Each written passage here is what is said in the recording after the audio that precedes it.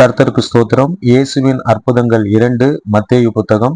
மத்தேயு எழுதின சுவிசேஷ புத்தகம் 8வது அதிகாரம் 3வது வசனம். இயேசு தமது கையை நீட்டி அவனை தொட்டு, எனக்கு சித்தமுண்டு, சுத்தமாகு என்றார். உடனே குஷ்டரோகம் நீங்கி அவன் சுத்தமானான். இயேசு மலை பிரசங்கத்தை முடித்து இறங்கின உடனேயே இயேசுவானவரை ஒரு குஷ்டரோகி சந்திப்பதையும், அவர் இயேசுவை பணிந்து, அந்த குஷ்டரோகி இயேசுவை பணிந்து இயேசுவுக்கு சித்தமானால் தன்னுடைய குஷ்டரோகம் நீங்கும் என்பதை அவர் விசுவாசிக்கிறதை அறிக்கை பண்ணுகிறதையும் 8வது அதிகாரம் 1-2 வசனங்களிலே நாம் பார்க்க முடியும்.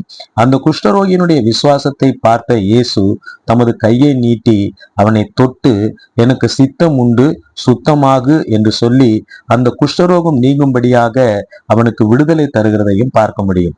எனக்கு பிரியமானவர்களே, குஷ்டரோகம் என்பது பரிசுத்த குறைச்சலை குறிக்கிறது. இன்றைக்கும் நம்மிடத்துல அநேக பரிசுத்த குறைச்சல் என்கிற குஷ்டரோகம் இருக்கிறது.